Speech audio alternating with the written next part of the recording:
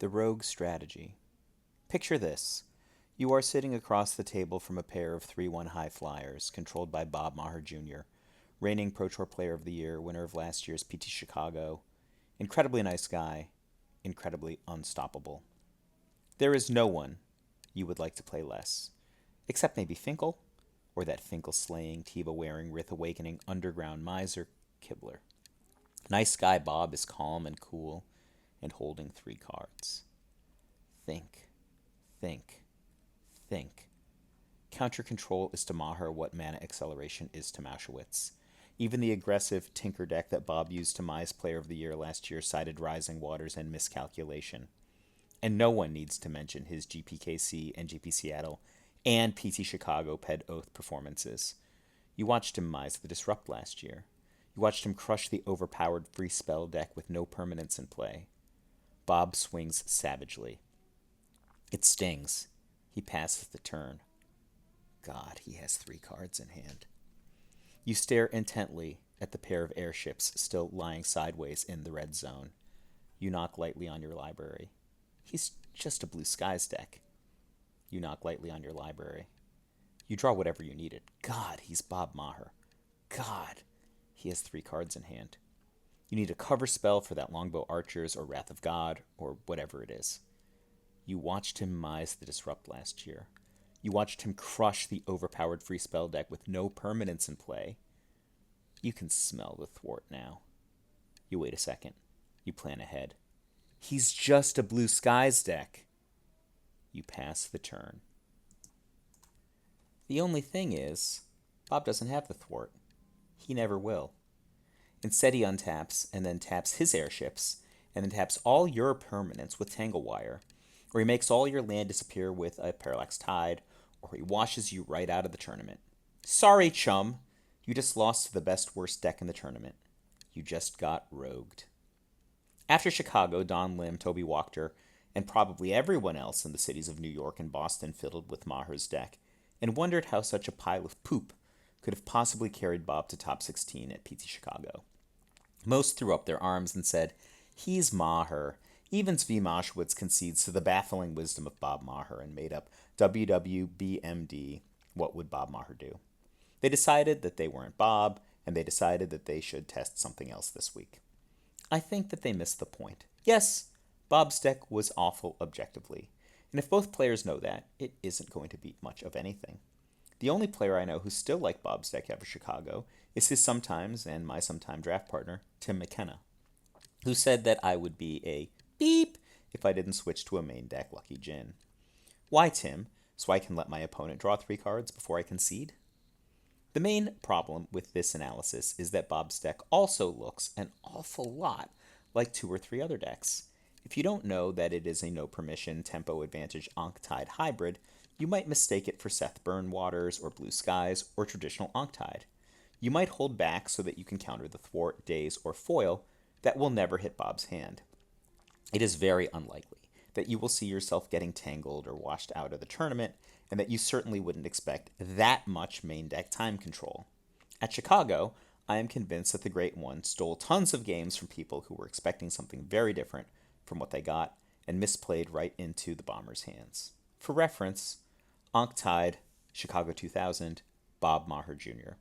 4 Anka Mishra, 4 Chimeric Idol, 4 Tanglewire, 4 Richardon Airship, 4 Parallax Tide, 4 Spiketail Hatchling, 4 Troublesome Spirit, 4 Washout, 4 Withdraw, 15 Island, 1 Wrath's Edge, 4 Richardon Port, 4 Spell Unite Temple. Here's another one. Pretend it is U.S. Nationals 1997. There is no fire god, no spectacled vegetarian yet sits on the throne of the King of Beatdown, though some other blue-haired vegetarian seems to be gunning for the chair. You sit across from some guy who makes all the PTs by actually playing in qualifiers, who, by all accounts, got to this tournament on the basis of some Force of Nature theme deck. They say he qualified for Paris with Ironclaw Orcs and Goblin Tinkerers. He scrubbed out of day 1, but is playing today for the love of the hate. He just cast a Goblin Digging team. Oops, you're dead. Though Sly was a known archetype, even at that stage in Magic history, the 1997 Dyed Guy Red deck took the tournament by storm. Just read the old Nationals 1997 reports.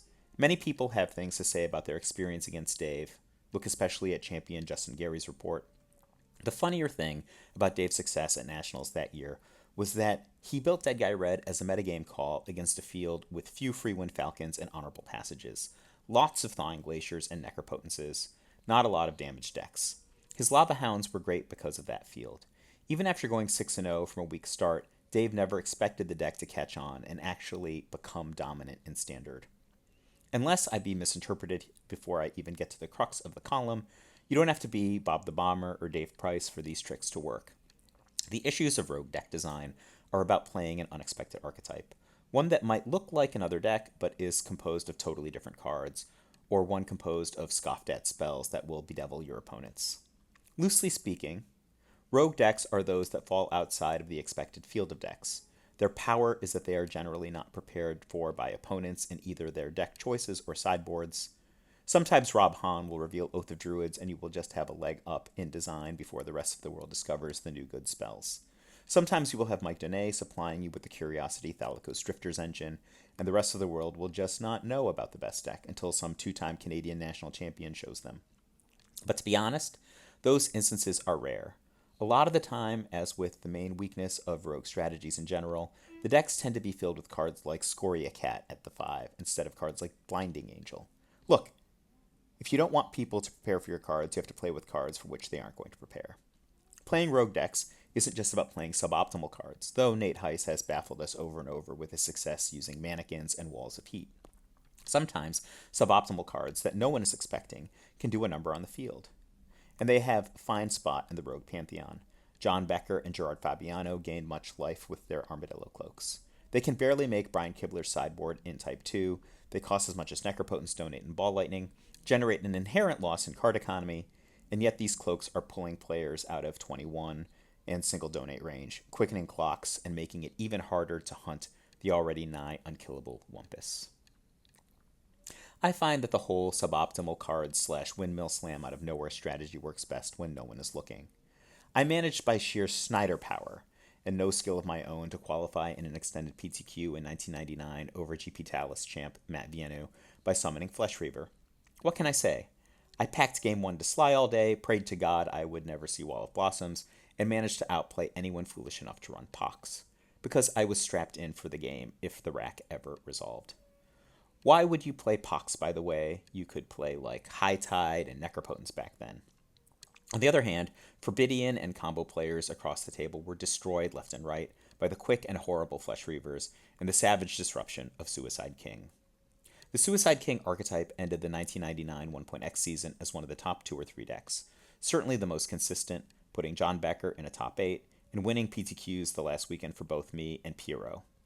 Out of 4 players, even Altran mised the bad 5-2 finish in his lone Suicide King attempt, losing only to a random consult. Had it been known, though, people could have easily prepared for it. We may have seen more Fire, more Anti-Black, more Oaths of Druids, or just more creature decks, as the combo and permission decks would have been at least somewhat pushed out of the center. For reference, the Suicide King, extended spring 1999 by Brian Schneider. 4 Curse Scroll, 4 Sphere of Resistance, 4 Carnophage, 4 Dark Ritual, 4 Demonic Consultation, 4 Duress, 2 Flesh Reaver, 4 Hymn to Torok, 4 Sarcomancy, 4 Skittering Scourge, 4 Mishra's Factory, 14 Swamp, 4 Wasteland.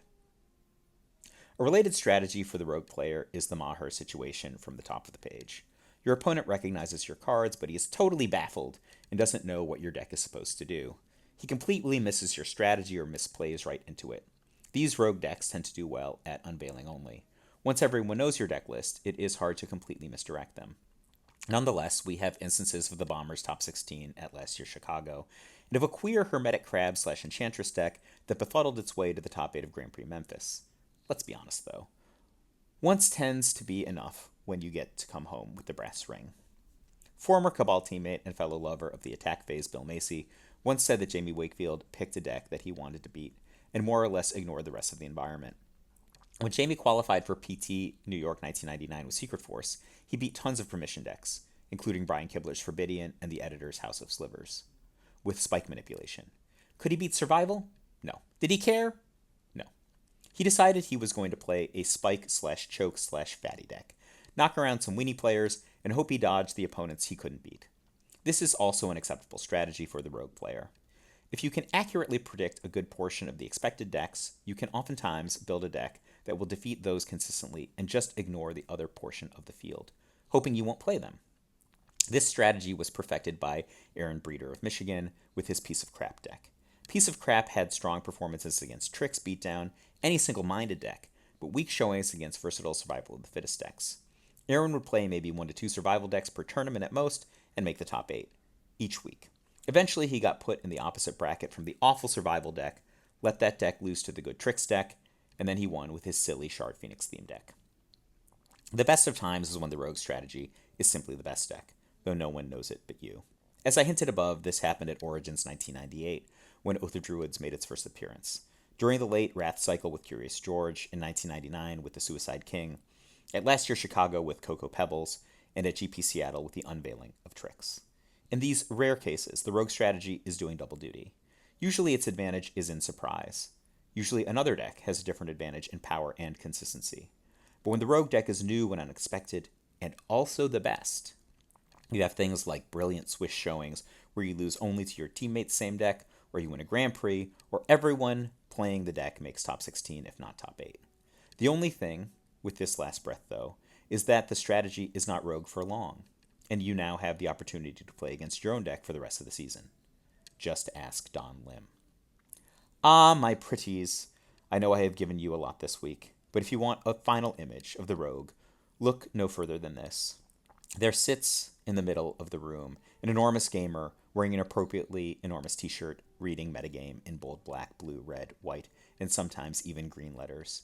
And sneaking up behind him, surreptitiously as always, standing on the shoulders of Malka, is John Schuler, face wrinkled up in an evil grin, stabbing that big fat gamer in the back. Love, Mike. Props. B-Schneid. It is what it is. Kibbs. Permed on the dojo. Lanimal.